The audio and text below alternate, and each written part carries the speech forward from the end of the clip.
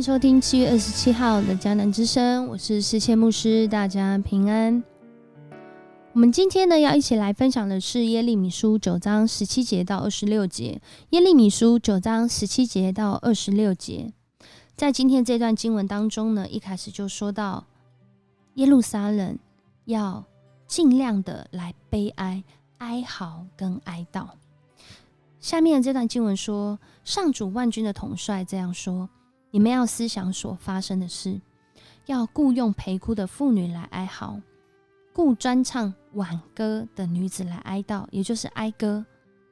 人民说要催他们快点来帮我们唱这个挽歌，唱这个哀歌，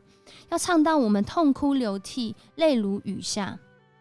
而且要听听这锡安城里哀嚎的声音。我们被摧毁了，我们大大的受辱，我们必须离乡背井，我们的家被拆毁了。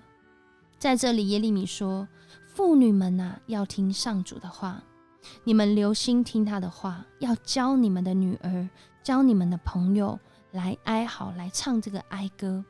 因为死亡要从窗口进来，他要侵入我们的宫殿，甚至他要消灭，让这些孩童年轻人都死亡。到时候遍地横尸，这个横尸啊，这些尸体就很像田野里的这个粪堆，很多一堆一堆的在那个地方，而且他们会像割下的麦穗，没有人捡起。而上主就这样命令，宣布这样的命令。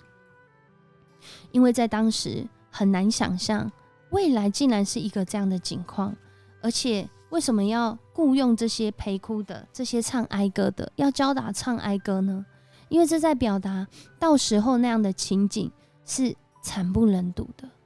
是真的是找更多的人来唱这个悲哀的歌都不够表达到时候的那个悲哀的感受。而这时候的人们在做什么呢？上主这样说：智者不可夸耀自己的智慧，勇士不可夸耀自己的力气，富人不可夸耀自己的财富。因为在当时这些人夸耀的就是我拥有智慧，我有力气，我有这些资源跟财富。但是上帝说，人若要夸耀，应该要夸耀认识上帝，明白上帝。因为上帝有不变的慈爱，因为上帝执行公道，伸张正义，而且上帝喜爱这些，他喜爱他不变的爱与他的儿女同在，他喜爱公义发生在土地上，所以他有说到日子将到，他即将要惩罚，要审判这些人。这些人有哪些人呢？不只是以色列人，还有这些埃及人、犹大人、以东人、亚门人、摩押人和住在旷野那剪短了头发的民族。为什么会特别提到剪了头发这件事？因为这是在表达一个受割礼的情况，表达他们有立约，可是这些百姓可能都毁了他们的约，不遵守与上帝立的约，活在罪恶当中。其实透过今天的经文，我们其实不难想象，真的是人不用夸口有什么样的智慧力气，或者是有什么样的财富资源。当科技进步，一个资讯爆炸，我们学再多，只会发现自己认识的更少而已。当我们面对到力气，我们在时间的这个长流里面，会发现到人真的是越来越年长，体力不如以前的好，不如年轻时候的好，不如小时候的好。我们会发现财富可能在一夕之间，可能在一个疫情的影响之下，可能在一个产业的变化当中，或是平台转移，这些财富就归于无有了。所以人真正能夸耀什么呢？人真正能夸耀的是在上帝的里面，因为上帝他有不变的慈爱，他用他的爱带领我们，不论经历什么样的环境，都有他的爱成为我们的力量，扶持帮助，都有他的公义成为我们断事的标准，成为我们判断事情的依据，成为我们决定我们所去的方向。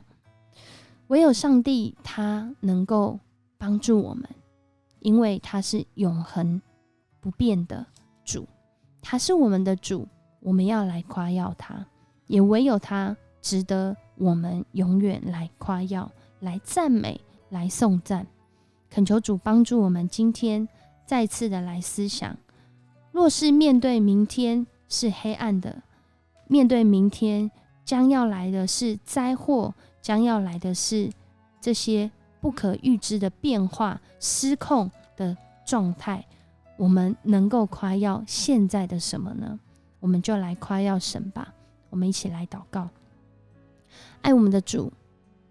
我们在疫情的影响当中，从2019年底到现在，